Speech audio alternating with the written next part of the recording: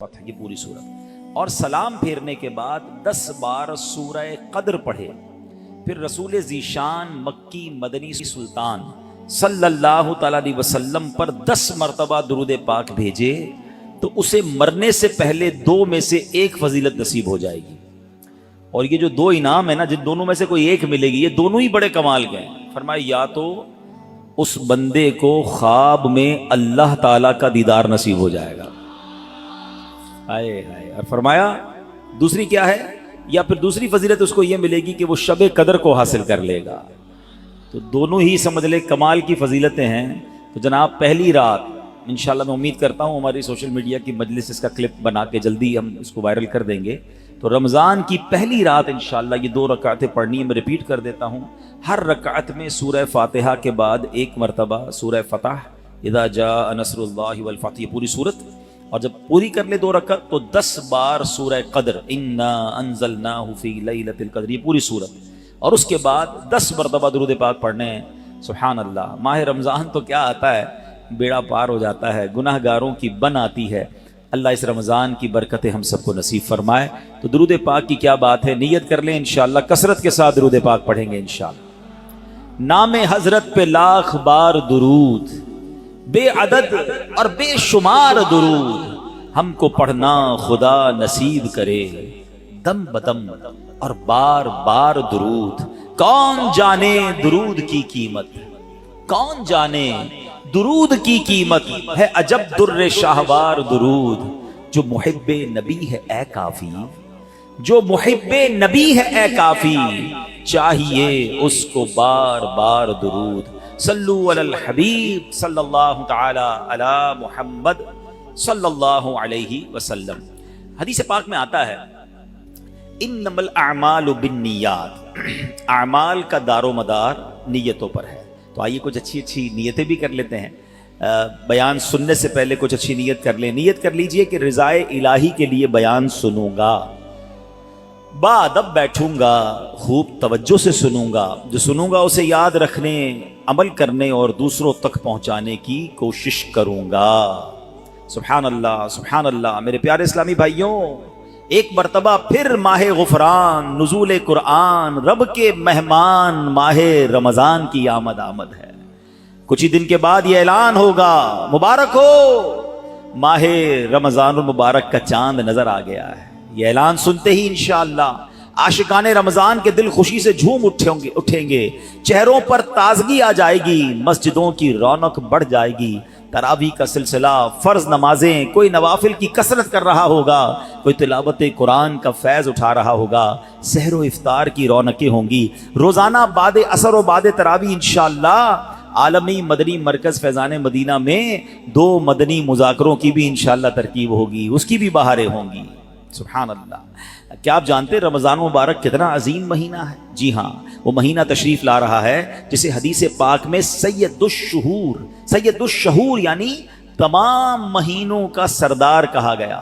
وہ مبارک مہینہ آ رہا ہے کہ اس کی پہلی رات سے آسمانوں کے دروازے کھول دیے جائیں گے، پھر آخری رات تک، لاسٹ نائٹ تک وہ دروازے بند نہیں ہوں گے۔ جو اس مہینے میں ایک سجدہ کرے اسے 1500 نیکیاں لکھی جاتی ہیں، اور جنت میں سرخ یاقوت کا گھر بنایا جاتا ہے۔ اللہ اکبر، سمجھ آ رہی ہے بات؟ ایک سجدے پر 1500 نیکیاں، اور ایک ہی سجدے پر سرخ یاقوت کا جنت میں گھر۔ اب سوچیں جو نفل پڑھتے ہیں، جو پوری تراویح پڑھتے ہیں، ہر سجدے پر کیا کچھ حاصل کر رہے ہیں، انہیں سوچنا چاہیے جو تراویح میں سستی کر جاتے ہیں، نوافل میں سستی کرتے ہیں۔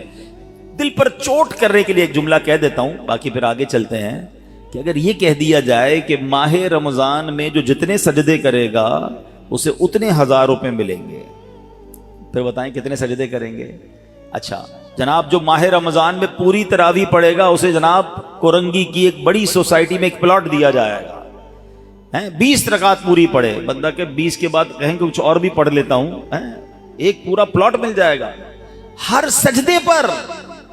کراچی میں نہیں، پاکستان کے پوش ایریا میں نہیں، جنت میں سرخ یاقوت کا گھر دیا جا رہا ہے۔ تو کتنے سجدے کرنے چاہیے رمضان میں؟ وارے نیارے ہو گئے نا، اتنا آسان۔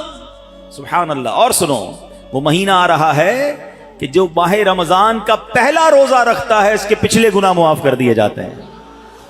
صبح سے شام تک 70,000 فرشتے اس کے لیے دعائیں مغفرت کرتے ہیں.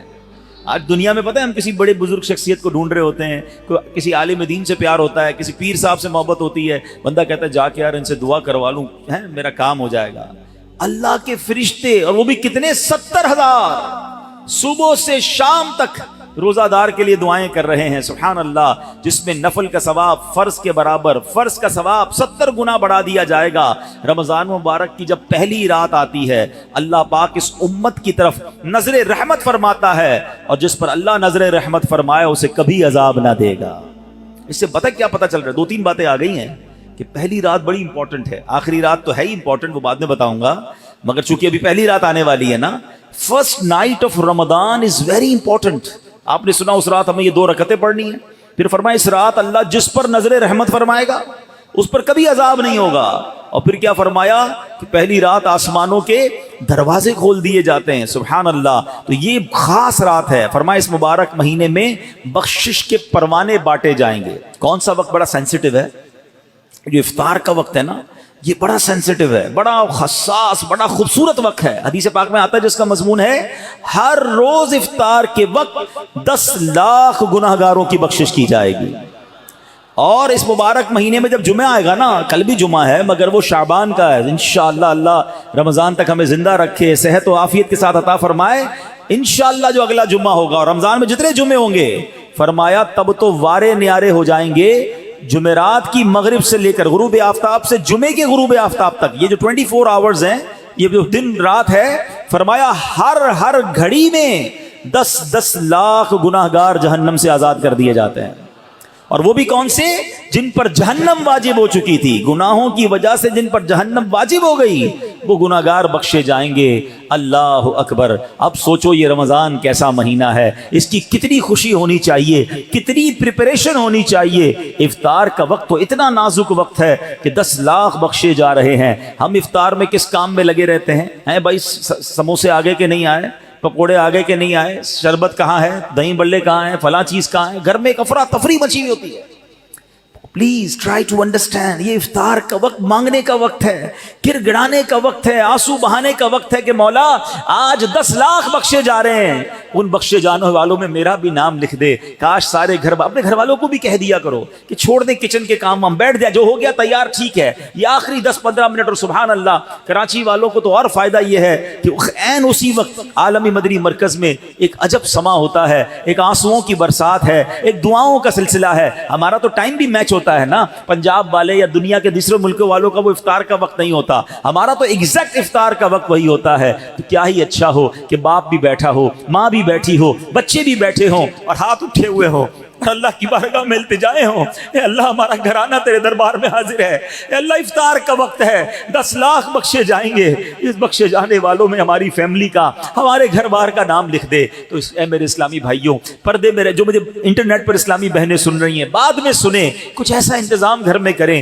کہ 10-15-20 منٹ پہلے اب سارے کاموں سے فارغ ہو جائیں, اب دعاؤں میں گزاریں. افطار کا وقت, افطار سے پہلے بھی دعا کریں, مگر جو خاص مقبولیت کی گھڑیاں ہیں وہ عین افطار کے بعد ہیں. افطار میں لگ جاتے ہیں ہم, کوئی کھجور کھا لی, پانی پی لیا, دوبارہ ہاتھ اٹھائیں, دوبارہ مانگیں. یہ وقت ہے مانگنے کا, یہ قبولیت کی گھڑیاں ہیں. اللہ کرے کہ ہم ان لمحات کو پراپر انداز میں, صحیح انداز میں گزارنے میں کامیاب ہو جائیں. کیا خوبصورت اشعار لکھے گئے کہ واہ کیا بات ہے ماہ رمضان کی, واہ کیا بات ماہ رمضان کی, واہ کیا بات ماہ رمضان کی, آیا رمضان آ گیا رمضان, واہ کیا بات ماہ رمضان کی, جان رمضان پر میری قربان, واہ کیا بات ماہ رمضان کی, فضل رب سے پھرا گیا رمضان, لوٹو رمضان کا لوٹ لو فیضان، واہ کیا بات ماہ رمضان کی۔ انشاءاللہ وہ مہینہ آنے والا ہے، اپنے دل میں خوشی داخل کیجئے، پریپریشن کیجئے، تیاری کیجئے۔ آپ کے گھر پہ جیسا مہمان آتا ہے آپ ویسی تیاری کرتے ہیں نا، کوئی دور کا مہمان، نارمل مہمان آپ نارمل سی تیاری کرتے ہیں، اسپیشل مہمان آپ اسپیشل تیاری کرتے ہیں۔ کچھ مہمان ایسے ہوتے ہیں جن کے آنے کے لیے انتظار ہوتا ہے، یقین نہیں آتا وہ ہمارے گھر آ رہے ہیں۔ بندہ گھر بھی سجاتا ہے، صفائی بھی کرتا ہے، خوشبو بھی لگاتا ہے، اچھے اچھے کھانے بناتا ہے، مہمان کی تیاری ہے نا۔ تو رمضان یہ رب کی طرف سے ہمارے لیے مہمان آ رہا ہے، ہماری بخشش کروانے آ رہا ہے۔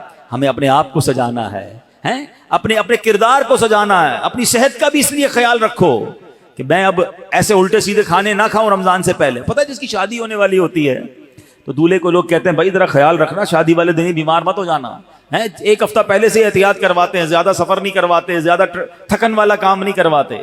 تو کیا ہی اچھا ہو کہ ماہ رمضان سے پہلے ہم اپنی صحت کا خیال رکھیں، تھوڑا سا ریسٹ کریں۔ مجھے روزے رکھنے ہیں، مجھے انشاءاللہ تراویاں پڑھنی ہیں، اپنے کام کاج کو موڈیفائی کریں۔ آپ بہت بیزی رہتے ہیں کاروبار میں، نوکری میں، تو کوشش کریں کہ کوئی ایسی ترتیب بنائے کہ میرا کچھ کام کم ہو جائے تاکہ میں روزے رکھ سکوں، میں عبادت کر سکوں۔ ساری زندگی پڑی ہے کام کرنے کے لیے، لیکن عجیب بات پتہ ہے کیا ہے، اس وقت دو قسم کی تیاریاں ہو رہی ہیں۔ ہوں گے کچھ نیک لوگ جو انشاءاللہ عبادت کی تیاریاں، تلاوت کی تیاریاں، خوب روزے تراویح اور اس کے بارے میں سوچ رہے ہوں گے، مگر کچھ لوگ وہ ہیں جو اس وقت اسٹاک جمع کر رہے ہوں گے، کاروبار کیسے چمکانا ہے، کون سی آئٹم کا ریٹ بڑھ جائے گا، وہ کاروباری لوگ پیسے کمانے کی تیاری کر رہے ہوں گے۔ کچھ گھر والے وہ ہوں گے جو یہ سوچ رہے ہوں گے بھائی رمضان میں پکانا کیا ہے، کھانا کیا ہے، کون سی آئٹم لینی ہے۔ رمضان کھانے پینے کے لیے نہیں آتا۔ اچھا ویسے بڑی عجیب بات ہے، ذرا سوچیں آپ کہ ماہ رمضان میں ہم روزے رکھتے ہیں، لاجیکلی تو سمجھ یہ آتا ہے کہ ہمارا وزن ٹھیک تھوڑا کم ہو جانا چاہیے، ہم تھوڑے اسمارٹ ہو جائیں، مگر کئی لوگ وہ ہیں جن کا رمضان میں وزن بڑھ جاتا ہے۔ کیوں بھائی؟ اس لیے کہ سحری میں زیادہ کھاتے ہیں، پورا دن روزہ رکھنا ہے، رات زیادہ اس لیے کھاتے ہیں کہ پورا دن روزہ رکھا تھا، پھر 2 بار اور کھاتے ہیں کہ کل پھر روزہ رکھنا ہے۔ تو عام دنوں میں 2 بار کھاتے ہیں، رمضان میں 4-5 بار کھاتے ہیں، اور وہ کھاتے ہیں جو نہیں کھانا چاہیے۔ پورا سال جو چیز نہیں کھاتے وہ رمضان میں کھاتے ہیں، پھر موٹے ہو جاتے ہیں، طبیعت خراب ہو جاتی ہے، گلے خراب ہو جاتے ہیں۔ نہیں، ماہ رمضان تو کم کھانے کا مہینہ ہے، فریش ہونے کا مہینہ ہے۔ لیکن ہمارے یہاں تو فیسٹیول، اگر میں کہوں کسی کو کہ کسی غیر مسلم کو اگر رمضان میں دورہ کرا دیا جائے پاکستان کے مختلف شہروں کا اور کہیں بتاؤ کیا آپ نے دیکھا، تو کہے گا لگتا ہے مسلمانوں کا کوئی کھانے پینے کا تہوار آ رہا ہے، کہ میں جس مٹھائی کی دکان پہ گیا وہ رش تھا، جس پکوڑے کی دکان پہ گیا وہ لائنیں لگی ہوئی تھی افطار سے پہلے، اور بورڈ لگے ہوئے تھے سحری آفر، افطار آفر، تو لگتا ہے مسلمانوں کا کوئی کھانے پینے کا سالانہ تہوار آتا ہے۔ کتنی عجیب بات ہے یار، جس مہینے میں پورا دن کھانے پینے سے رکنا ہے، اس مہینے میں سارا دن رات کھانے پینے کی باتیں ہو رہی ہوتی ہیں۔ مجھے بتائیں نا، ہم دوست آپس میں ملتے کیا بات کرتے ہیں؟ یار سناؤ آج سحری کہاں کرنی ہے؟ اچھا بھائی افطار کہاں کرنا ہے؟ رات کدھر چلنا ہے کھانے کے لیے؟ ارے بھائی یہ بات کون کرے گا؟ تراویح کدھر پڑھنی ہے آج؟ تلاوت کدھر کرنی ہے؟ تہجد کہاں پڑھنی ہے؟ علم دین کی محفل کدھر سجی ہوئی ہے؟ ذکر و اذکار میں آج بیٹھ کے کدھر کرنا ہے؟ آج مل کے اللہ کی بارگاہ میں گر گڑا کر دعائیں کہاں کرنی؟ یہ گفتگو کیوں نہیں ہوتی؟ ماہ رمضان تو نیکیوں کا اجر بڑھا دیا گیا، مگر دماغ میں ایک ہی بات گھوم رہی ہوتی ہے، یا دوسری آج کل کھیل کود شروع ہو گیا رمضان میں۔ ایسا نہ کریں۔ ماہ رمضان کے کیسے کیسے فضائل ہیں ذرا سنیے گا۔ معراج شریف کی روایات میں ہے، معراج کے دولہ مکی مدنی مصطفیٰ صلی اللہ تعالی علیہ وسلم نے سدرۃ المنتہا کے قریب ایک فرشتہ دیکھا۔ آپ فرماتے لم ارا مثلہ، یعنی ایسا نرالا فرشتہ میں نے کبھی نہیں دیکھا۔ نبی پاک فرما رہے ہیں، تو آپ فرماتے ہیں کہ میں نے ایسا نرالا فرشتہ تو کبھی نہیں دیکھا تھا۔ یہ جب تسبیح کرتا تھا تو اس کی ایسی خوبصورت آواز تھی کہ اس آواز سے عرش بھی جھوم اٹھتا تھا۔ میں نے جبریل سے پوچھا ایو خلقی ھذا، اے جبریل یہ کون سی مخلوق ہے؟ عرض کی حضور یہ ایک فرشتہ ہے جو حضرت آدم علیہ السلام سے 2000 سال پہلے پیدا کیا گیا تھا۔ میں نے پوچھا اس سے پہلے یہ کہاں تھا؟ عرض کیا اللہ پاک نے عرش کے نیچے جنت میں ایک جگہ بنائی ہے، یہ وہیں ہوتا ہے۔ حضور آج آپ کے دیدار کے لیے حاضر ہوا ہے۔ کیا شان ہے میرے آقا کی، ہر کوئی فدا ہے بن دیکھے، دیدار کا عالم کیا ہوگا۔ ارے فرشتہ بھی میرے آقا کے دیدار کا تمنائی ہے۔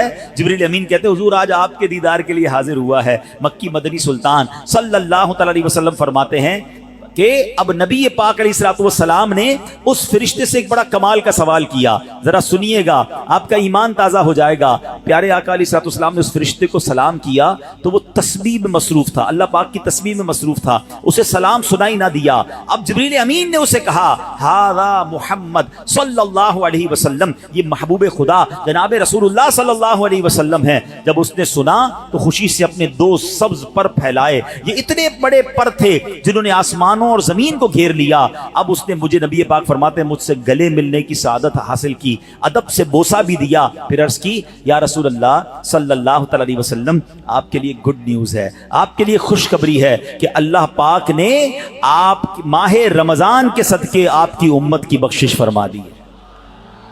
اس فرشتے نے نبی پاک کو خوشخبری عرض کی کہ حضور آپ کی امت کو اللہ نے ماہ رمضان کے صدقے بخش دیا ہے. سبحان اللہ. نبی ہاشمی صلی اللہ علیہ وسلم مزید فرماتے ہیں اس فرشتے کے سامنے دو صندوق رکھے ہوئے تھے جن پر ہزاروں تالے لگائے ہوئے تھے. میں نے پوچھا ان صندوقوں میں کیا ہے؟ اس فرشتے نے عرض کی ان صندوقوں میں آپ کی امت کے روزہ داروں کے لیے جہنم سے آزادی کے پروانے ہیں.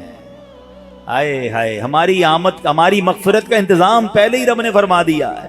کاش ہم ماہ رمضان کے قدردار بن جائیں. اے گناہ گاروں, تمہاری سمجھ لو بات بن آئی ہے, عاصیوں کی مغفرت کا لے کر آیا ہے پیام. جھوم جاؤ مجرموں, رمضان ماہ غفران ہے. بھائیوں بہنوں کرو سب نیکیوں پر نیکیاں, پڑ گئے دوزخ پہ تالے, قید میں شیطان ہے. اللہ اکبر. تو اے میرے پیارے اسلامی بھائیوں, یہ اس قدر مبارک مہینہ ہے کہ اللہ کریم اس مہینے میں رحمتوں اور برکتوں کے دروازے کھول دیتا ہے. اس مہینے میں مغفرتوں کے انتظام ہو گئے ہیں. اللہ کرے کہ ہم ماہ رمضان کی قدر کرنے والے بن جائیں. رب عز و جل قرآن مجید میں اس ماہ مبارک کے بارے میں فرماتا ہے.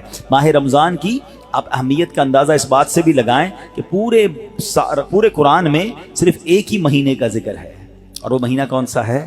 وہ مہینہ ماہ رمضان ہے. اللہ قرآن میں فرماتا ہے بسم اللہ الرحمن الرحیم شہر رمضان الذی انزل فیہ القرآن ھدی للناس وبینات من الھدی والفرقان فمن شہد منکم الشہر فلیصم. ترجمہ کنز العرفان. رمضان کا مہینہ ہے جس میں قرآن نازل کیا گیا, جو لوگوں کے لیے ہدایت اور رہنمائی ہے اور فیصلے کی روشن باتوں پر مشتمل ہے. تو تم میں جو کوئی یہ مہینہ پائے وہ روزے رکھے. پیارے اسلامی بھائیوں, رمضان المبارک کی شان کیسی ہے. یہ مہینے جس کو بھی رمضان ملتا ہے نا, اس کو گویا لاٹری لگتی ہے. میں آپ کو واقعہ سناتا ہوں, بہت امیزنگ واقعہ ہے. پیارے آقا علیہ الصلوۃ والسلام کی بارگاہ میں حضرت بہت اچھے بڑے صحابی ہیں, بلند مرتبہ صحابی ہیں, حضرت طلحہ بن عبید اللہ رضی اللہ تعالیٰ جہاد میں گئے اور شہید ہو گئے, اور ایک سال بعد دوسرے جو صحابی تھے ان کا بھی انتقال ہو گیا. ٹھیک ہے, حضرت طلحہ فرماتے ہیں ان دونوں کے دنیا سے جانے کے بعد ایک رات میں نے خواب میں دیکھتا ہوں کہ میں جنت کے دروازے پر کھڑا ہوں, یہ دونوں صحابی رسول وہاں موجود ہیں. اتنے میں جنت کے اندر سے کوئی باہر آیا, وہ صحابی جن کا انتقال ایک سال بعد ہوا تھا انہیں لے کر جنت میں چلا گیا. تھوڑی دیر کے بعد دوبارہ وہ فرشتہ آیا اور جو صحابی ایک سال پہلے شہید ہوئے تھے ان کو بعد میں جنت میں لے کر گیا. اب بات سمجھ آ رہی ہے؟ جو شہید ہوئے, زیادہ عبادت کرتے تھے, وہ بعد میں جنت میں گئے, اور جو ایک سال بعد جن کا انتقال ہوا, جو اتنی عبادت نہیں کرتے تھے مگر وہ جنت میں پہلے چلے گئے. اچھا کمال دیکھو صحابہ کرام علیہ رضوان کا, کہ جو بھی خواب دیکھتے تھے, جو بھی ذہنوں میں سوال ہوتا تھا, ڈائریکٹلی نبی پاک علیہ السلام کی بارگاہ میں آ جاتے. ان کے پاس کیسی نعمت موجود تھی کہ اس کا مسئلے کا حل تو نبی پاک نے کرنا ہے. کہ حضور یہ کیا ماجرا ہے, شہید وہ ہوئے, عبادت بھی زیادہ کرتے تھے, جنت میں وہ بعد میں جا رہے ہیں, جن کا انتقال بعد میں ہوا حضور وہ پہلے جا رہے ہیں جنت میں. اللہ اکبر. تو نبی پاک علیہ السلام نے کیا خوبصورت جواب دیا. فرمایا یہ دوسرے صحابی ایک سال زیادہ زندہ نہیں رہے. کہاں جی حضور یہ تو ایک سال زیادہ زندہ رہے. تو فرمایا کیا ایک سال زیادہ زندہ رہنے والے نے ایک سال پہلے شہید ہونے والے سے زیادہ روزے نہیں رکھے ایک سال؟ فرمایا ہاں روزے تو رکھے. تو نبی پاک نے پوچھا کیا اس ایک سال بعد والے نے سجدے زیادہ نہیں کیے؟ عرض کیا جی حضور سجدے بھی زیادہ کیے. تو نبی پاک نے فرمایا بس اسی وجہ سے ان دونوں کے درمیان زمین و آسمان کا فرق ہے. بات سمجھ آ رہی ہے؟ مومن اور نیک آدمی کی لمبی عمر یہ اس کے لیے بہت بڑی سمجھ لو فائدہ ہے کہ وہ جتنا جیتا ہے اتنے سجدے زیادہ کرتا ہے, اتنے رمضان اسے ملتے ہیں. ابھی 15 شعبان کو نوافل پڑے تھے نا, 2 رکعت یہ بھی تو تھے نا کہ اللہ ہمیں درازی عمر بالخیر عطا فرما.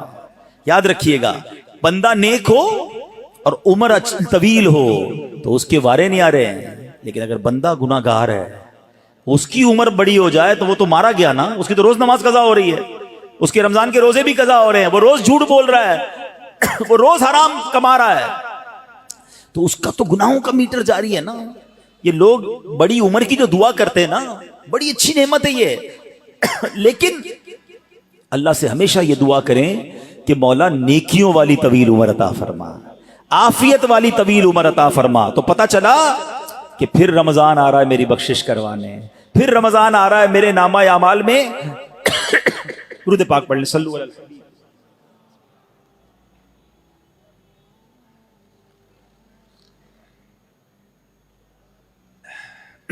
تو پتہ چلا کہ ماہ رمضان یہ ہمارے لیے بہت بڑا احسان ہے.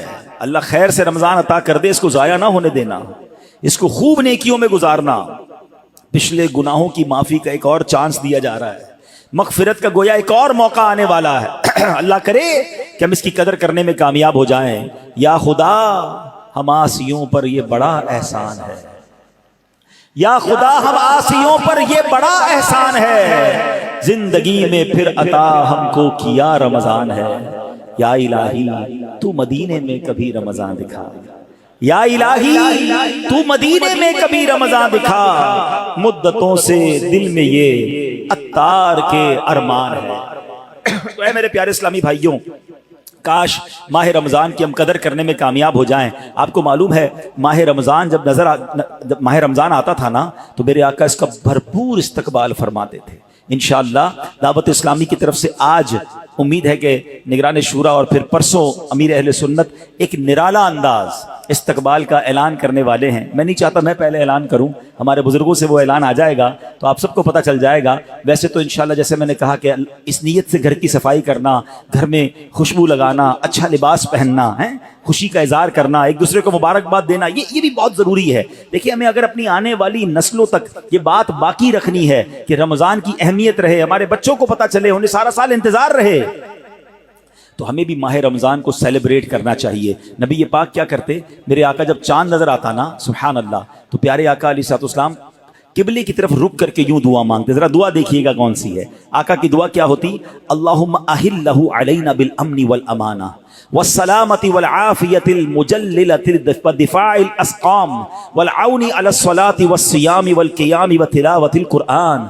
اللهم سلمنا لرمضان وسلمه منا حتى ينقضي وقد غفرت لنا ورحمتنا وعفوت عنا. اے اللہ اس چاند کو ہم پر امن و امان، سلامتی، مکمل عافیت اور بیماریوں سے حفاظت کا ذریعہ بنا، اور نماز، روزے، عبادت اور تلاوت قرآن پر مدد کا سبب بنا. اے رب کریم ہمیں رمضان کی وجہ سے سلامتی عطا فرما، یعنی اسے ہمارے لیے سلامتی والا بنا اور اسے ہم سے سلامتی عطا فرما، یہاں تک کہ جب یہ رخصت ہو تو تیری مغفرت و رحمت اور عفو درگزر ہمارا یقینی مقدر بن چکا ہو. سبحان اللہ. تو پتہ چلا رمضان مبارک کی آمد پر خوشخبریاں دینا، لوگوں کو مبارکباد دینا، یہ اچھا کام ہے. انشاءاللہ اگر ہم رمضان کی آمد کی خوشی بنائیں گے، اللہ کی رحمت جوش میں آئے اور کاش ہم جنت کے حقدار بن جائیں. مگر ایک احتیاط اس میں کرنی ہے.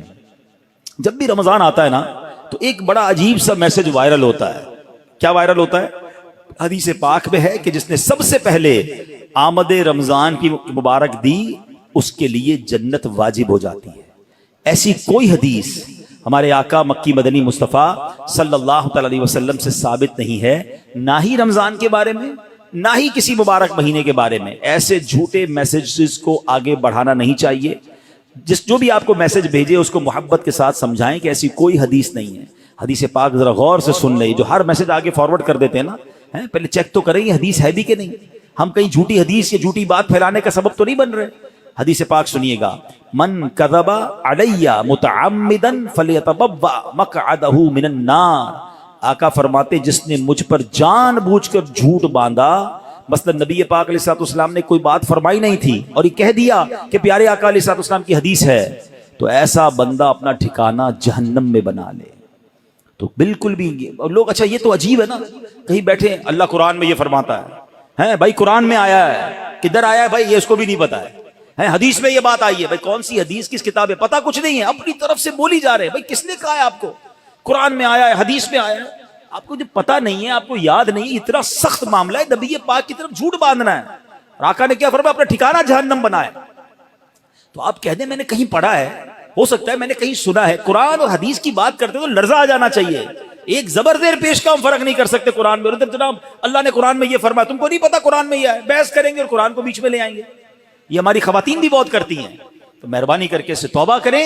اور ان معاملات میں جب تک آپ کے سامنے، آپ دیکھیں آج کروڑوں لوگوں کی تقدیریں بدلنے والے، لاکھوں ہزاروں حافظ اور عالم بنانے والی شخصیت امیر اہل سنت، نہ جانے کتنی ہزاروں ان کو حدیثیں یاد ہوں گی، کتنی روایتیں اور آیتیں یاد ہیں. مگر آج بھی آپ مدنی مذاکرے میں دیکھیں یہ کیوں، یہ ہماری تربیت کے لیے کہ وہ پہلے قرآن کی کوئی آیت پڑھنی ہے تو لکھا ہوا سامنے لاتے ہیں، حدیث پڑھنی ہے تو پورا پڑھ کے سناتے ہیں، تاکہ ایگزیکٹلی وہی لفظ لوگوں کے سامنے جائے جو نبی پاک کے مبارک دہن مبارک سے نکلا ہے.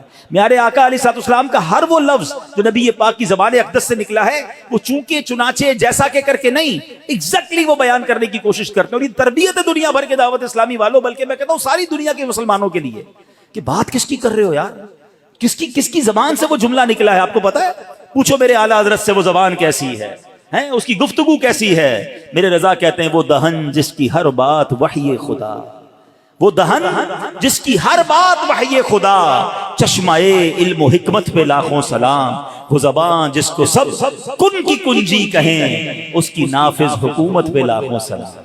تو ہماری آپ کی جرت نہیں ہونی چاہیے کہ حدیث میں اپنی طرف سے حاشیے لگائیں، اپنی طرف سے معاذ اللہ قرآن پاک کے بارے میں. بعض اوقات تو یہ بات ایمانیات پر آ جائے گی اگر اپنی طرف سے کوئی بات ایڈیشن کر رہا ہے، تو بڑے احتیاط کی حاجت ہے.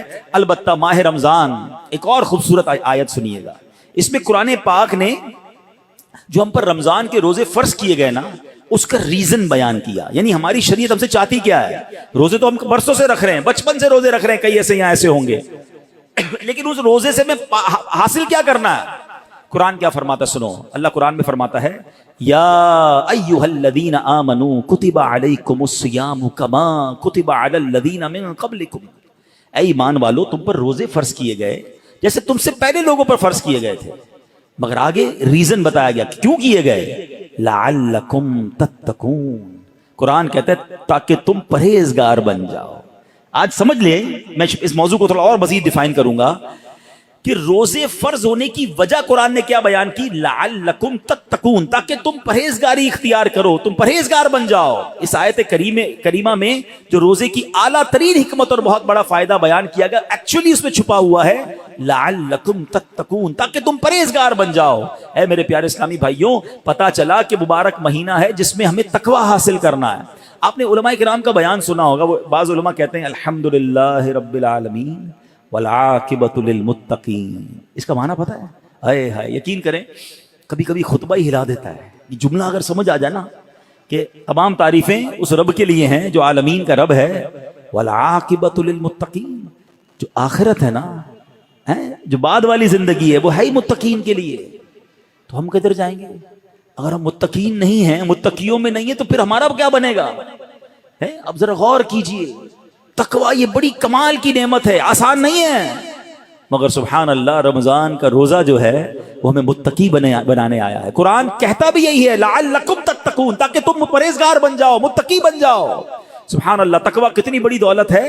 حضرت ابو سعید خدری رضی اللہ تعالیٰ عنہ سے روایت ہے، رسول اکرم نور مجسم شفیع معظم صلی اللہ علیہ وسلم نے ایک صحابی کو نصیحت کرتے ہوئے فرمایا علیک بتقوی اللہ فانہ جماع کل خیر. تم پر تقوی لازم ہے کہ بے شک تقوی تمام بھلائیوں کا مجموعہ ہے. تمام بھلائیوں کا کمبینیشن کیا ہے؟ وہ تقوی ہے. حجت الاسلام امام محمد غزالی فرماتے ہیں اے عزیز، تجھے جاننا چاہیے کہ تقوی ایک نایاب خزانہ ہے. اگر تم اس خزانے کو حاصل کرنے میں کامیاب ہو گئے تو تم بہت بڑی کامیابی حاصل کر لو گے. یوں سمجھو کہ دنیا اور آخرت کی تمام بھلائیاں تقوی میں جمع کر دی گئی ہیں. اور وہ تقوی کیسے ملے گا؟ وہ روزے سے ملتا ہے. اگر بندہ صحیح معنوں میں روزہ رکھ لے تو انشاءاللہ وہ تقوی اختیار کر لے گا. تو اے میرے پیارے اسلامی بھائیوں، اب ذرا غور کیجئے.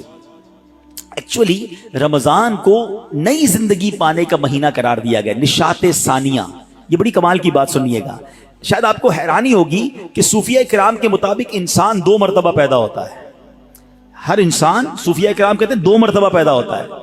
پہلی ولادت تو وہ مشہور ہے جب ہم دنیا میں آئے, کوئی 30 سال پہلے آیا, کوئی 40 سال, ڈیٹ آف برتھ ڈے بناتے ہیں نا, وہ تو پہلی ولادت ہے. فرمایا دوسری ولادت وہ ہوتی ہے کہ جب بندہ دل کی پاکیزگی حاصل کر لیتا ہے, جب بندہ باطنی بیماریوں سے, حرص, لالچ, ہوس, دنیا کی محبت, تکبر, خود پسندی سے اپنے آپ کو پاک کر لیتا ہے, یہ اس کی دوسری ولادت ہوتی ہے. یعنی زندگی میں ایک موقع ملتا ہے بدلنے کا, ٹرن اراؤنڈ ہونے کا, اپنے آپ کو سدھارنے کا, سچی توبہ کرنے کا. ایک بار پھر رمضان آ رہا ہے, آؤ دوبارہ جی لیتے ہیں, آؤ دوبارہ بدل جاتے ہیں, آؤ اپنے رب سے دوستی کر لیتے ہیں. جو زندگی گزری ہمیں سب کو معلوم ہے کیسی گزری, کیوں نہ یہ رمضان نشاط ثانیہ کا اپنے آپ کو بدلنے کا مہینہ بنا دیں. اللہ نے پھر موقع دے دیا ہے. اے میرے پیارے اسلامی بھائیو, اس بات کو اس طرح سمجھیے, ایک بزرگ بڑی عمر کے تھے, ان کی عمر 60 یا 70 سال تھی, بال بھی سفید تھے. کسی نے کہا حضور آپ کی عمر کتنی ہے؟ کہتے 4 سال.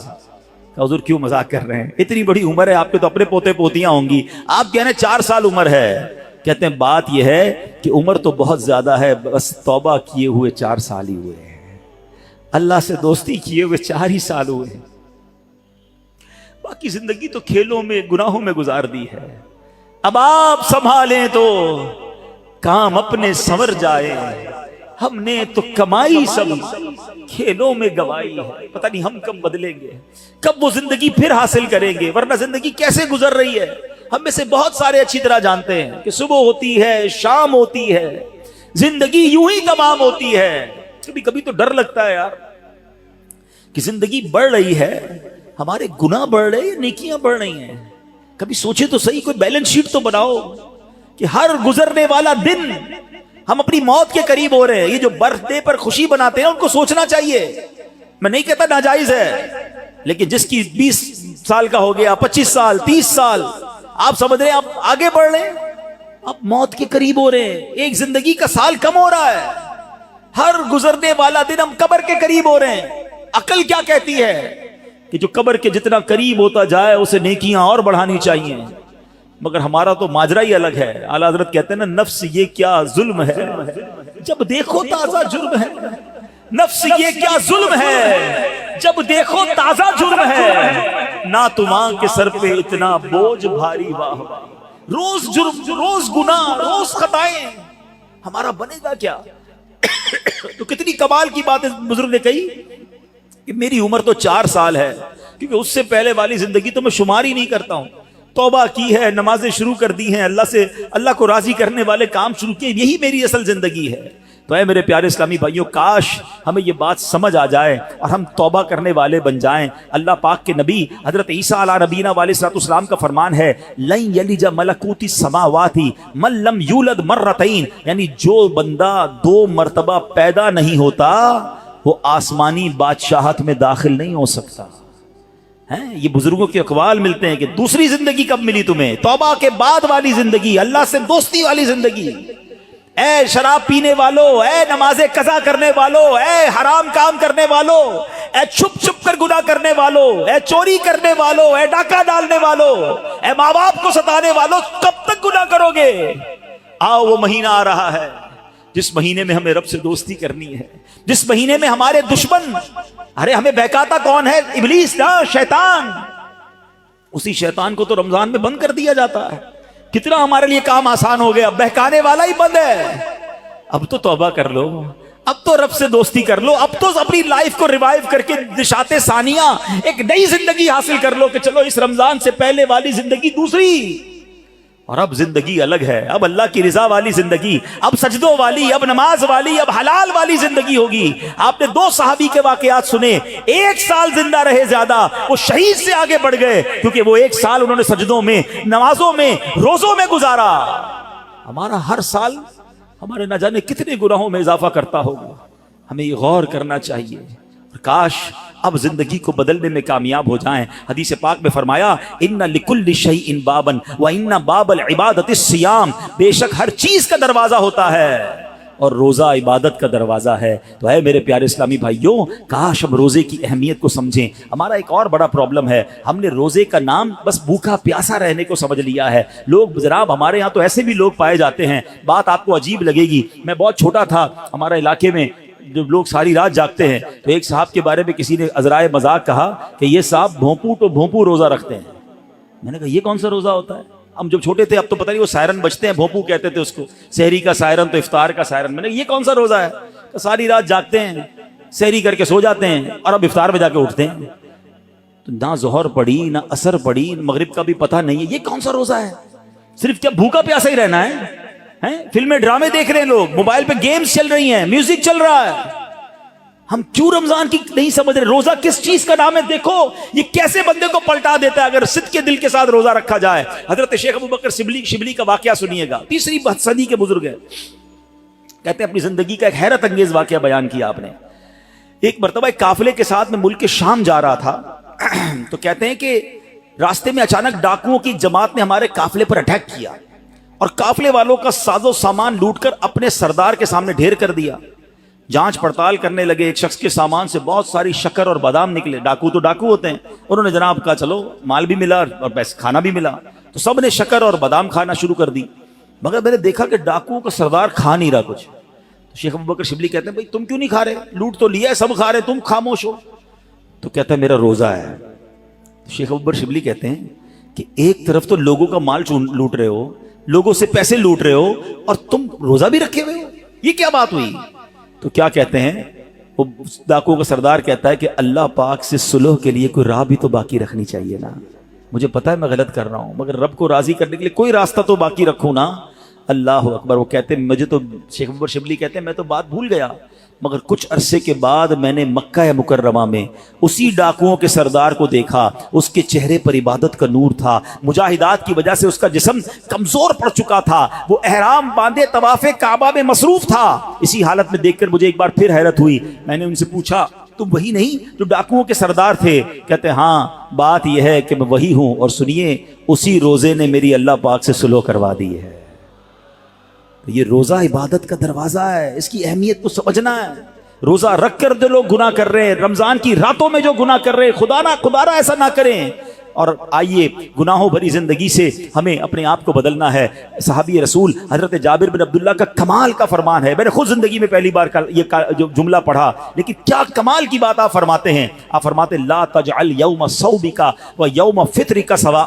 فرماتے تمہارے روزے کا دن اور بغیر روزے کا دن، ان دونوں کو ایک جیسا مت رکھو. بات بڑی پتے کی ہے.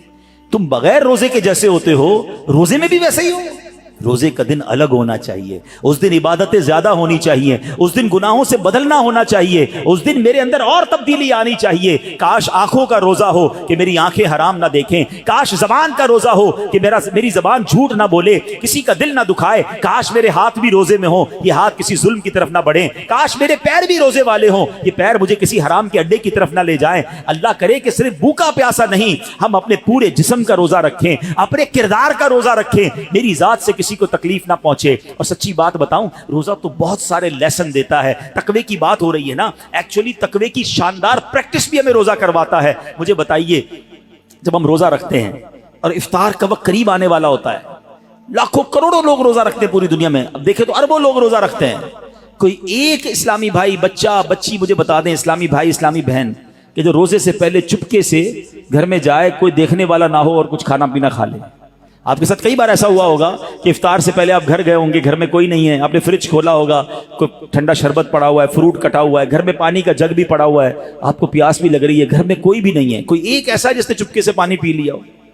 جب کوئی نہیں دیکھ رہا، بھائی کیوں نہیں پیا آپ نے؟ تو آپ کیا جواب دیں گے؟ کون دیکھ رہا ہے؟ اللہ دیکھ رہا ہے. ایسا ہی ہے نا. اچھا یہ تو چلے کھانے پینے کی بات ہے. ہم افطار سے پہلے عصر کی نماز پڑھ رہے ہیں، حلق خشک، تھکے ہارے، وضو خانے پر گئے، وضو کر رہے ہیں. جب کلی کرتے ہیں تو ہمارے منہ میں پانی آ چکا ہے. منہ اور حلق میں کتنا فاصلہ ہے؟ 1 انچ کا بھی فاصلہ نہیں ہے. کوئی دیکھ بھی نہیں سکتا کہ میں نے کلی کر کے پانی کتنا باہر نکالا، کتنا اندر ڈال دیا. تو ایک آدھا گھونٹ پی لو بھائی، کسی کو نہیں پتا چلے گا. تو آپ کیا جواب دیں گے؟ کون دیکھ رہا ہے؟ جواب ذرا بلند آواز سے دو نا. کون دیکھ رہا ہے؟ کمال کی بات ہے. دیکھو روزہ کیسی شاندار پریکٹس کرا رہا ہے. میں اکیلا ہوں، کھا پی اس لیے نہیں رہا ہوں کہ اللہ دیکھ رہا ہے. اور آپ کو پتہ یہی کھانا پینا سحری کا وقت ختم ہونے سے پہلے بھی حلال، افطار کا وقت ہو گیا اس کے بعد پھر حلال. صرف اس ٹائم میں نہیں کھا پی رہا. حلال چیزیں تھی، روزے کی وجہ سے بعد میں رک گیا. تو جو رب تمہیں کھاتے پیتے دیکھ رہا ہے وہ حرام کام کرتے نہیں دیکھتا؟ آپ سوچیں، یہ شاندار، ہم ہر سب جتنے مسلمان ہیں پریکٹس کرتے ہیں رمضان میں، بالکل پکی پریکٹس ہوتی ہے. اللہ دیکھ رہا ہے اس لیے نہیں کھاؤں گا، اللہ دیکھ رہا ہے پھر فلم کیوں دیکھتے ہو، اللہ دیکھ رہا ہے پھر حرام کیوں دیکھتے ہو، اللہ دیکھ رہا ہے تم جھوٹ کیوں بولتے ہو. رمضان میں بھی گناہ کر رہے ہیں لوگ، اور رمضان کے بعد تو دھڑلے سے کر رہے ہیں. کیا میرا رب معاذ اللہ تمہیں صرف کھاتے پیتے دیکھ سکتا ہے؟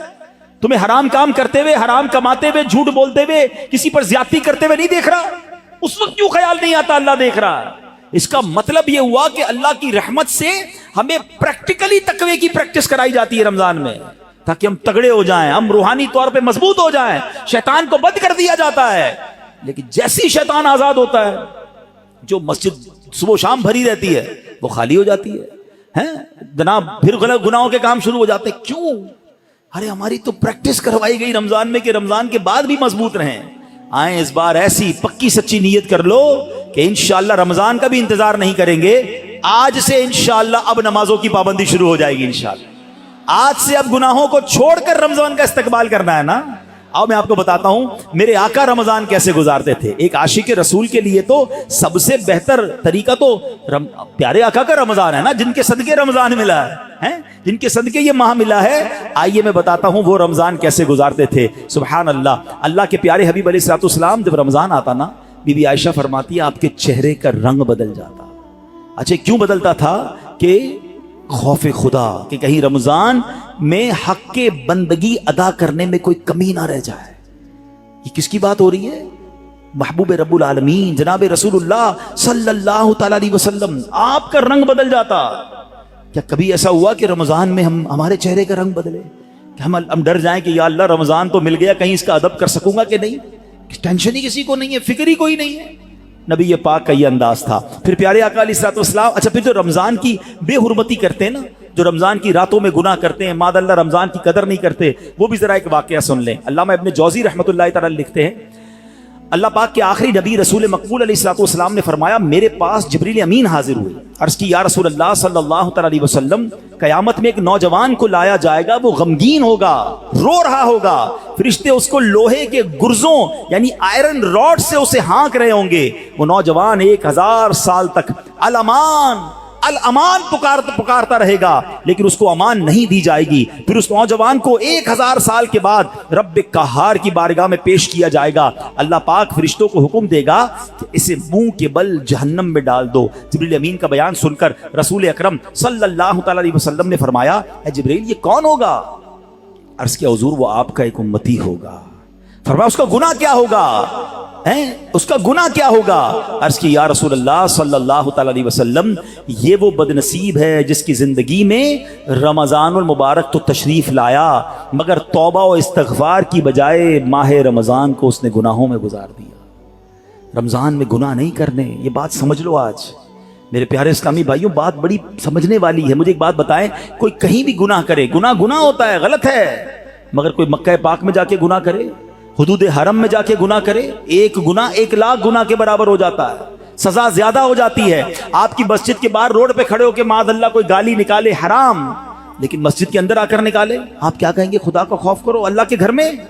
تو اسی طرح کچھ مقام کی اہمیت ہوتی ہے، کچھ وقتوں کی اہمیت ہوتی ہے، کچھ مہینوں کی اہمیت ہوتی ہے. رمضان ہمیں بخشوانے آیا ہے، اور اگر رمضان میں بھی گناہ ہوں گے تو اللہ کے غضب کو دعوت دینے والی بات ہے. حدیث پاک کا مضمون ہے کہ جو رمضان میں ایک گناہ کرے گا اس کے 1 سال کے اعمال برباد کر دیے جائیں گے.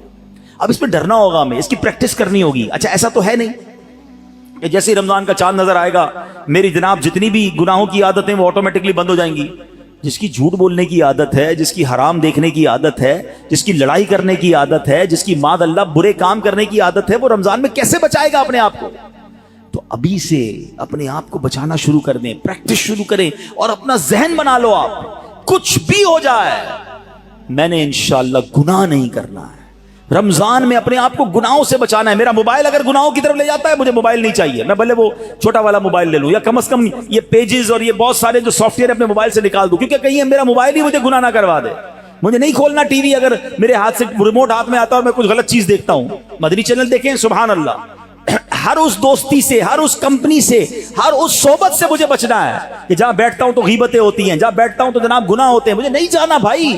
ایک گناہ اور 1 سال کے اعمال برباد. پتہ چلا لوگ رمضان میں نیکیاں کر کے بخشش پا رہے ہوں اور میں اپنی بری عادتوں کی وجہ سے مار کھاؤں. یہ بہت سخت عذاب ہے. دیکھیں آپ نے سنا نا کہ 1000 سال تک وہ الامان الامان الامان پکارتا رہے گا مگر اس کی پکار نہیں سنی جائے گی. ایک اور واقعہ آپ نے سنا ہوگا، امیر اہل سنت نے فیضان رمضان میں لکھا کہ مولا علی شیر خدا کرم اللہ تعالی وجہ الکریم نے ایک مردے کے حالات دیکھے، اسے آگ میں جلایا جا رہا تھا. وہ پکارنے لگا اے علی مجھے بچائیے، میری سفارش کیجئے. مولا علی شیر خدا ہیں، اللہ کی بارگاہ میں عرض کرتے ہیں مولا اس کو بخش دے. ارشاد ہوتا ہے اے علی آپ اس کی سفارش نہ کریں. کہ یا اللہ کیا وجہ ہے؟ کہ یہ وہ شخص ہے جو رمضان میں روزے تو رکھتا تھا مگر رمضان کی رات گناہوں سے باز نہیں آتا تھا. مولا علی کو سفارش سے روک دیا گیا. بہرحال آپ سوچیں یہ تو روزے رکھ کر گناہ کرنے والے کا حال ہے، جو روزہ ہی نہیں رکھتا اس کا کیا ہوگا. تو خدا را یہ مہینے میں قدر کرنی ہے. یہ مہینہ میری اور آپ کی بخشش کے لیے آیا ہے. یہ ہمارے اعمال نامے کو بہت زیادہ انشاءاللہ امپروو کرنے کے لیے آیا ہے. اللہ کرے کہ ہم اس مہینے کے بارے میں سوچیں. ایک اور انداز میرے آقا کا کیا تھا، بی بی عائشہ صدیقہ رضی اللہ تعالیٰ عنہا فرماتی ہیں جب رمضان کا مہینہ تشریف لاتا تو پیارے آقا علیہ الصلوۃ والسلام عبادت پر کمر باندھ لیا کرتے. نبی پاک عبادت تو ویسے بھی بڑی فرمایا کرتے تھے مگر رمضان میں اسپیشل میرے آقا علیہ الصلوۃ والسلام اور زیادہ عبادت کرتے، نوافل بڑھا دیتے، ذکر و اذکار بڑھا دیتے، دعائیں بڑھا دیتے. تو ہمیں بھی رمضان میں پلان کرنا ہے کہ میں نے انشاءاللہ تلاوت قرآن کرنی ہے، میں نے رمضان میں اتنے نوافل پڑھنے ہیں، میں نے انشاءاللہ اتنے درود پڑھنے ہیں، میں نے آپ فضول کاموں سے بچنے لگ جائیں، آپ کی ویسے ہی ٹائم میں بڑی برکت ہو جانی ہے. اچھا رمضان المبارک میں پیارے آقا کا ایک اور انداز، نبی پاک رمضان میں 20 رکعت تراویح پڑھتے تھے. یاد رہے کچھ لوگ 20 رکعت میں ڈنڈی مار رہے ہوتے ہیں، وتر بھی ادا فرماتے، 20 رکعت پوری ادا فرماتے. پیارے آقا نے 20 رکعت تراویح نبی پاک نے نماز تراویح با جماعت پابندی سے ادا نہ فرمائی، صرف 2 دن ادا کی اور پھر سبحان اللہ ہم پر کتنی بڑی مہربانی کی. آپ فرماتے کہ اگر اس پر پابندی کی گئی تو فرض ہو جانے کا اندیشہ ہے، میری امت کے لیے دشوار ہو جاتی، اس لیے آپ نے جماعت کی پابندی نہ فرمائی. البتہ 20 رکعتیں نبی پاک نے پڑھی اور پھر آپ کے بعد حضرت عمر رضی اللہ تعالیٰ عنہ نے باقاعدہ 20 رکعت نماز تراویح کی جماعت کا اہتمام کیا. تو آج پوری دنیا میں مسلمان تراویح پڑھتے ہیں مگر وہ لوگ ایک نیا ٹرینڈ چلا ہے، 3 روزہ تراویح، 5 روزہ تراویح، 7 روزہ تراویح. غلط نہیں ہے یہ، مگر اس میں ایک احتیاط یہ کرنی ہے کہ جو بھی لوگ یہ انتظام کرتے ہیں وہ حافظ صاحب سے بھی کہہ دیں اور حافظ صاحب سے بھی میری گزارش ہے کہ پراپر قرآن پڑھیں. ہم قرآن سننے کے لیے جمع ہوتے ہیں، کوئی ایوارڈ نہیں چاہیے. اتنا ماشاءاللہ 10 پارے بھی 4 پارے بھی پڑھ رہے ہیں اور 10 بجے فارغ بھی کر رہے ہیں، بڑے اسپیڈ میں پڑھتے ہیں. وہ اسپیڈ میں پڑھ رہے ہیں، قرآن پڑھنے کا ثواب مل بھی رہا ہے کہ نہیں؟ ٹھیک ہے نا، کچھ سمجھ ہی نہیں آ رہا تلاوت کیا ہو رہی ہے. تو یہ کوئی ریس نہیں لگی ہوئی، اللہ کا کلام ہے، اس کے آداب ہیں، اس کی جناب کوئی طریقہ کار ہے، اس کی پروناؤنسیشنز ہیں. بعض اوقات مخارج کی غلطی اور صحیح طریقے سے نہ پڑھنا ثواب کی بجائے گناہ ہوتا ہے. تو پڑھنے والے بھی احتیاط کریں اور ایسی جگہ ہی جا کر پڑھیں کہ جہاں صحیح معنوں میں صحیح تلفظ کے ساتھ تلاوت ہوتی ہو. لیکن اگر کوئی 3 روزہ 5 روزہ 7 روزہ تراویح پڑھتا ہے ٹھیک ہے، اگر صحیح تلاوت ہوئی اور آپ کی نماز ہو گئی اوکے، عاشقان رسول کے ساتھ آپ نے پڑھی ماشاءاللہ. لیکن اس کا مطلب یہ نہیں کہ آپ نے 3 روزہ ختم قرآن کر لیا، 5 روزہ ختم قرآن کر لیا، پورا مہینہ چھٹی ہو گئی. چاند رات تک، جب تک چاند نظر نہیں آتا اس سے پہلے آپ نے روزانہ تراویح پڑھنی ہے. سنت موقدہ ہے. کچھ لوگ سمجھتے تراویح نہیں پڑھی تو کوئی گناہ نہیں ہے، نہیں، تراویح سنت موقدہ ہے. سیدی اعلیٰ حضرت فرماتے ہیں سنت موقدہ کے ترک کی عادت بنا لینا گناہ ہے. اور میں نے آپ کو پہلے بتایا آج بیان کے شروع میں، ہر سجدے پر 1500 نیکیاں ہیں. تو سستی تو کرنی نہیں ہے. 20 رکعتوں کے بعد تراویح کے وتر کے بعد نفل بھی پڑھنے، اللہ کرے سحری میں اٹھے تو تہجد بھی پڑھیں، ہر سجدے پر نیکیاں ہیں. تو ہمیں تو اور عبادت کرنی ہے، نہ کہ عبادت سے جی چرانے کے، دور بھاگنے کے فارمولے اختیار کریں. نبی پاک کا ایک اور بڑا پیارا انداز، میرے آقا جب جبریل امین پیارے آقا کے پاس آتے نا تو نبی پاک جبریل امین کے ساتھ قرآن کا دور فرمایا کرتے.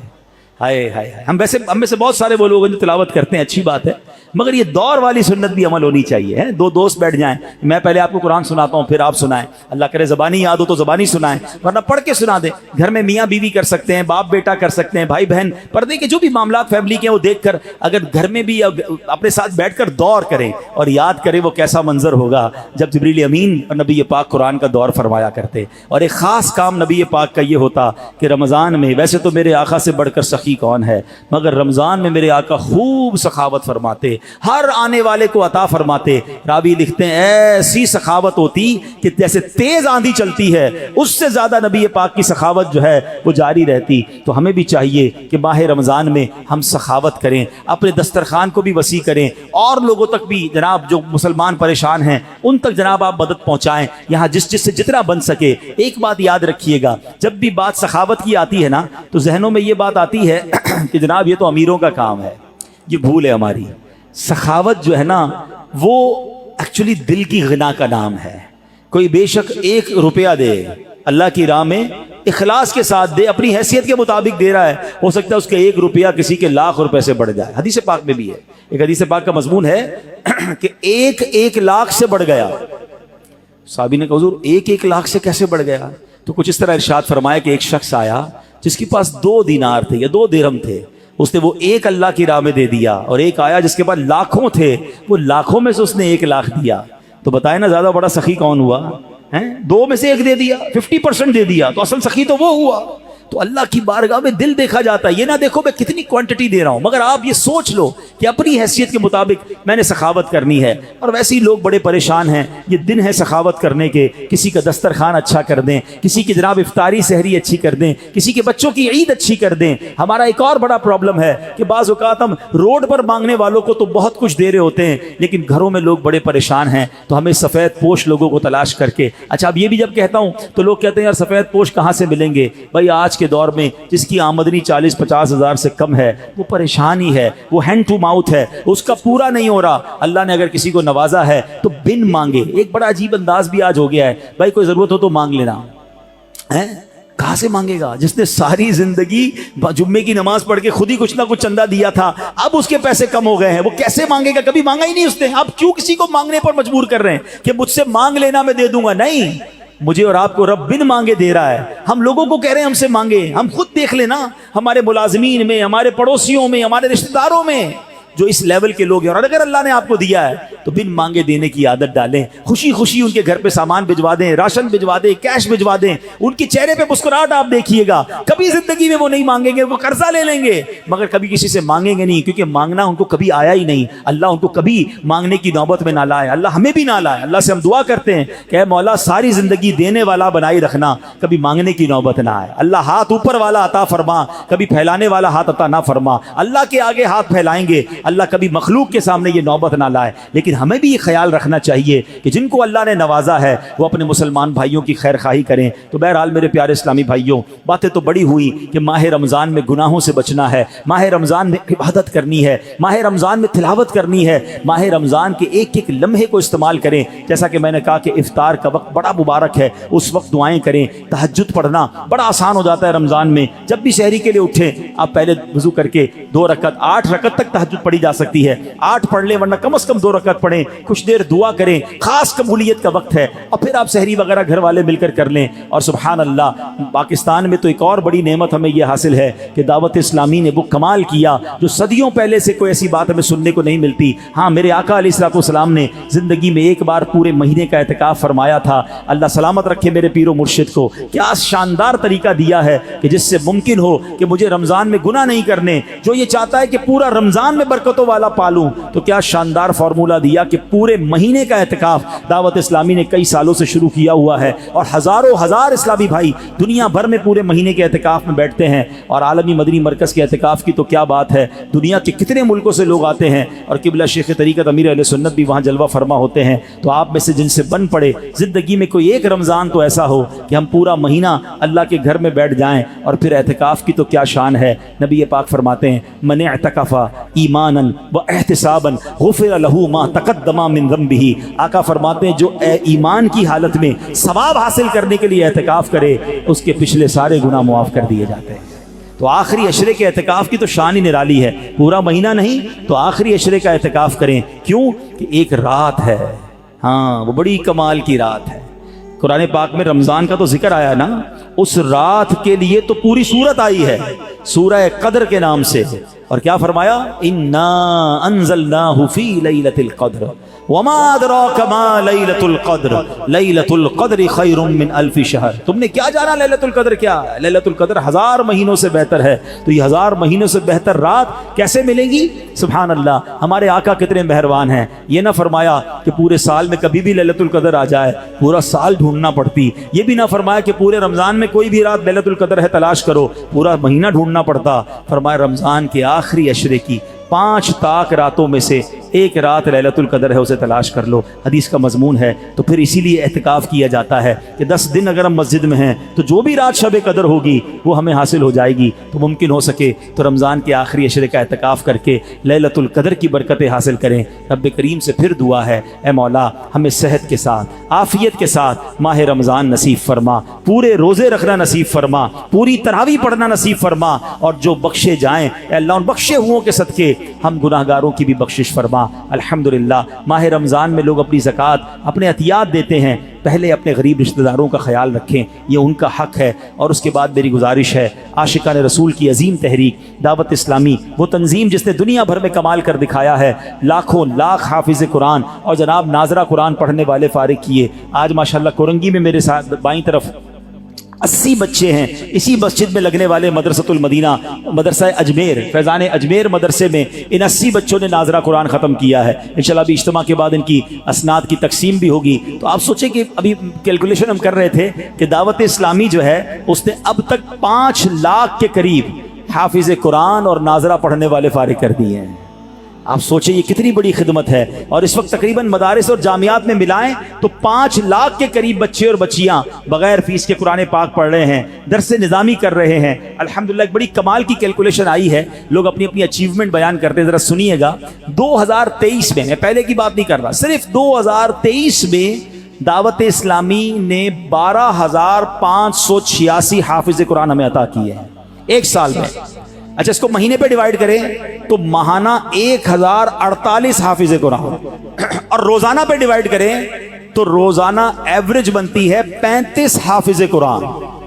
اب اس کو ایک اور کیلکولیشن میں کریں تو ہر گھنٹے، ہر گزرنے والا گھنٹہ جو ہے دعوت اسلامی کا آلموسٹ 1.5 یعنی 1.5 حافظ قرآن. اگر 2 گھنٹے گزرے تو 3 حافظ اور مل جاتے ہیں اس امت کو. یہ کیسی فیکٹری ہے؟ لوگ اسی طرح حساب کرتے ہیں نا اپنی فیکٹری کا کہ میری پروڈکشن اتنی ہے، مہینے کے اتنے کنٹینر، تو روز کا اتنا، اور جناب گھنٹے کا اتنا. آپ یہ بتائیں ثواب کی کیسی فیکٹری دعوت اسلامی نے لگا دی ہے کہ روزانہ 35 حافظ قرآن. یہ 2023 کی بات ہے، 2024 میں یہ اور بڑھ جائے گا انشاءاللہ. تو یہ صرف حافظ قرآن کی بات ہو رہی ہے. علماء بن رہے ہیں، مساجدیں بن رہی ہیں، وہ جناب schools Islamic English medium school بن رہے ہیں. اسلام آباد میں یونیورسٹی بن چکی ہے. اور آگے چلیں تو الحمدللہ میڈیا کے ذریعے جو کام ہو رہا ہے، کس بندے کے ہاتھ میں موبائل نہیں ہے تو کون سا سوشل میڈیا کا پلیٹ فارم ہے جہاں دعوت اسلامی نہیں ہے؟ الحمدللہ 5 کروڑ سے زیادہ فالوورز تک نیکی کی دعوت اسلامی پہنچا رہی ہے. اور سبحان اللہ مختلف زبانوں میں 45 سے زیادہ زبانوں میں کتابیں ٹرانسلیٹ ہو رہی ہیں تاکہ دنیا بھر کے لوگوں تک اسلام کی دعوت پہنچائی جائے. ہزاروں غیر مسلمان ہو رہے ہیں. دینی کاموں کی بات کے ساتھ جب ویلفیئر کی کام بات کرتے ہیں تو میں سمجھتا ہوں دنیا میں اتنی بڑی ویلفیئر آرگنائزیشن کہاں آپ کو ملے گی، اور کتنے لوگ ان کے ساتھ وابستہ ہیں کہ جب اعلان ہوتا ہے کہ خون کی ضرورت ہے تو 60,000 سے زیادہ خون کی بوتلیں دے دی جاتی ہیں. جب اعلان ہوتا ہے کہ سیلاب زدگان پریشان ہیں تو جناب اب تک 6,000 گھر آلموسٹ بن گئے، اور پھر ہزاروں گھروں کی تعمیر جاری ہے. اربوں روپے کی امداد ہے. ترکیہ ہو، شام کا زلزلہ ہو، فلسطین کے مسلمانوں کی مدد ہو. الحمدللہ دعوت اسلامی کا شعبہ FGRF آپ کو ہر جگہ خدمت کرتا ہوا نظر آتا ہے. تو ایسی تحریک جو ہمیں حافظ بھی دیتی ہو، عالم بھی دیتی ہو، امام بھی دیتی ہو، امت کو رہنما بھی دیتی ہو، اور جب وقت پڑے تو خون بھی دیتی ہو، مشکل وقت آ جائے تو غریب مسلمانوں کی امداد بھی کرتی ہو، مصیبت زدوں کی امداد کرتی ہو، تو ایسی تحریک کا ہم کیوں نہ ساتھ دیں. سچی بات تو یہ ہے کہ ہمارے پیسوں کا نصیب جاگتا ہے، ہمارے پیسوں کا بھاگ جاگتا ہے کہ ہمارے پیسے اتنے بڑے عظیم کام میں لگ جائیں. تو نہ صرف رضا مسجد میں موجود عاشقان رسول، دنیا بھر کے وہ اسلامی بھائی جو مجھے اس وقت لائیو سوشل میڈیا پہ سن رہے ہیں یا بعد میں اس بیان کو دیکھیں، خدا را اپنی دعوت اسلامی کا دل کھول کر ساتھ دیں. اپنی آخرت کا اس میں آپ سمجھے کہ سامان کر رہے ہوں گے کہ نہ جانے میرے پیسوں سے کوئی حافظ بن گیا، کوئی عالم بن گیا، جناب کسی دکھیارے مسلمان کی مدد ہو گئی اور قیامت کے دن وہی میری مغفرت کا ذریعہ بن گیا. تو اپنی زکوٰۃ میں، اپنے عطیات میں، رمضان میں جو عید کا فطرہ دیں، ان تمام چیزوں میں دعوت اسلامی کو ضرور آپ نے اس کو کنسیڈر کرنا ہے، اس کا ساتھ دینا ہے. اللہ کریم سے دعا ہے کہ رب کریم ہمیں اپنی دعوت اسلامی کا دل کھول کر ساتھ دینے کی توفیق عطا فرمائے۔ آئیے میرے پیارے اسلامی بھائیوں، آج چونکہ جمعرات ہے اور ہر جمعرات ہمیں کچھ درود پاک اور دعائیں پڑھائی جاتی ہیں، تو ہم انشاءاللہ اپنے معمولات کو پورا کر لیتے۔ درود پاک پڑھ لیں، صلو علی الحبیب۔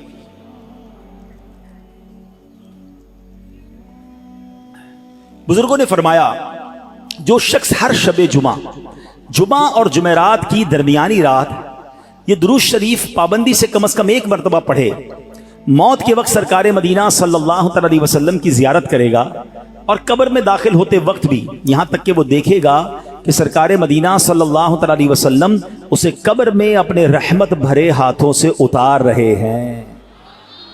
مل کر پڑھ لیتے ہیں، اللہم صلی وسلم وبارک علی سیدنا محمد النبی الامی الحبیب العالی القدر العظیم الجاہ وعلی آلہ وصحبہ وسلم۔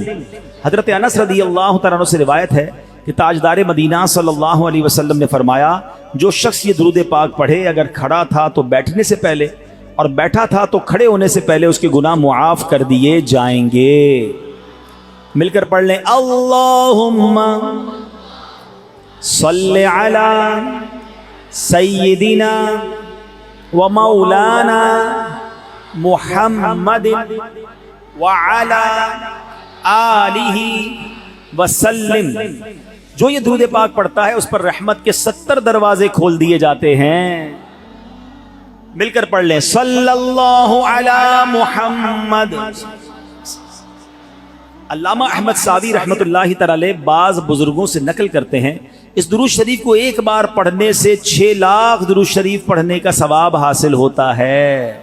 مل کر پڑھ لیں، اللہم صلی علی سیدنا محمد عدد ما فی علم اللہ صلاۃ دائمۃ بدوام ملک اللہ۔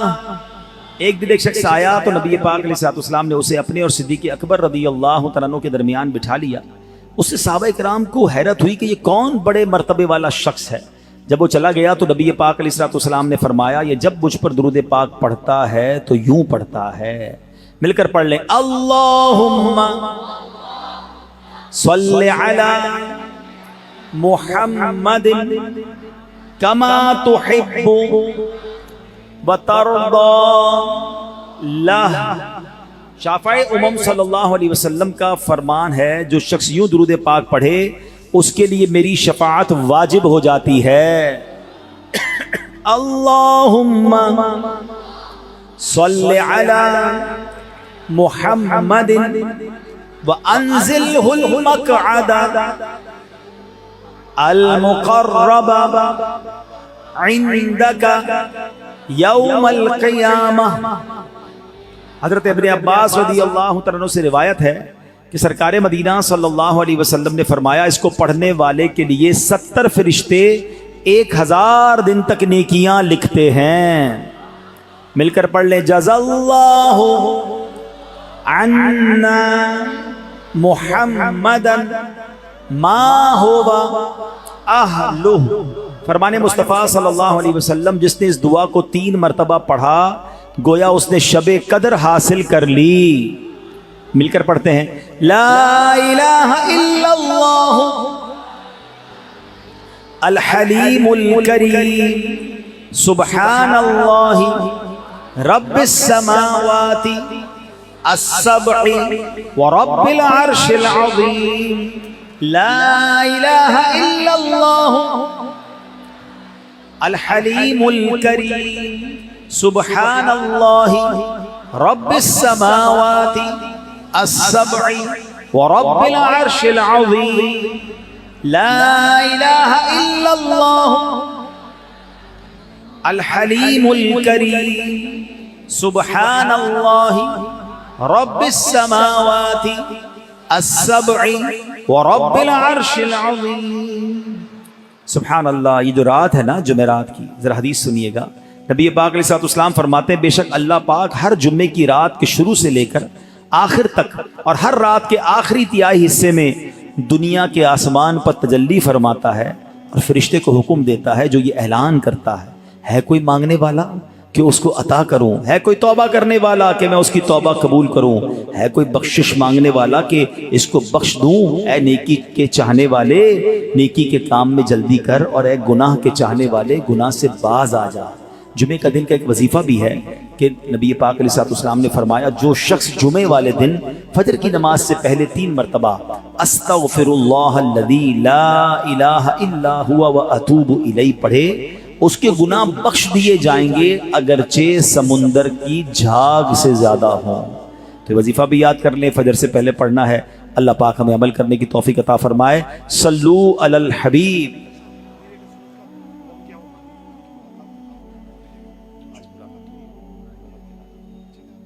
ماشاءاللہ آپ سب کے لیے خوشخبری یہ ہے کہ آج روحانی علاج کا بستہ لگا ہوا ہے، اسٹال لگا ہوا ہے. تعویذات عطاریہ میں استخارہ، ہیپاٹائٹس، ABC کا اتارا وغیرہ کی ترکیب ہے. اور آج انشاءاللہ جو لوگ اس روحانی علاج کے اسٹال پہ جائیں گے نا تو ان کو امیر اہل سنت کا دم کیا ہوا پانی بھی پیش کیا جائے گا. سبحان اللہ. کورنگی نمبر 4 فیضان اجمیر جو مدرسہ ہے مدرسۃ المدینہ، اس کے 104 بچوں نے ناظرہ اور حفظ مکمل کرنے کی سعادت حاصل کی ہے. تو اس میں سے ناظرہ کے بچوں کو آج انشاءاللہ اسناد یعنی سرٹیفکیٹس وغیرہ جو ہیں وہ پیش کیے جائیں گے انشاءاللہ. صلو علی الحبیب.